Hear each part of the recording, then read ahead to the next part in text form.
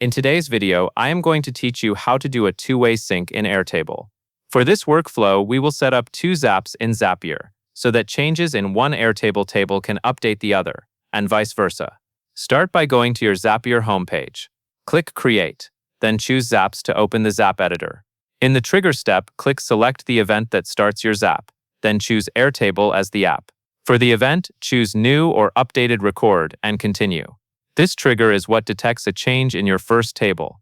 Move forward until you see the option to set up the next step, where we will locate the matching record on the other side.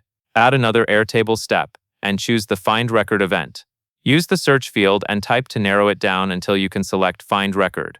In the setup for Find Record, choose the base and table you are syncing to, and then choose the field you will use to match records. Tip: this should be a consistent value that exists in both tables, like a unique ID or a stable name. Set the Find step to use an exact match to prevent partial matches. Next, add one more Airtable step and choose Update Record. This is the action that writes the changes into the second table. Continue, and then map the fields carefully. In the field mapping area, click into each Choose Value box and select the matching data coming from the new or updated record trigger. If you see options that are missing, click Refresh to reload fields from Airtable. When you are ready, continue and use Test Trigger and Test Step so you can confirm the Zap finds the correct record and updates the right fields. After that, return to your Zaps list. Open the Zap name at the top and use Rename to give it a clear name, like Table 1 to Table 2, so it is easy to identify later.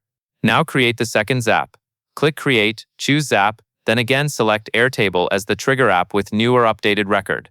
This time configure it for the other table. Add an Airtable Find Record step that searches in the first table using the same matching field and exact match.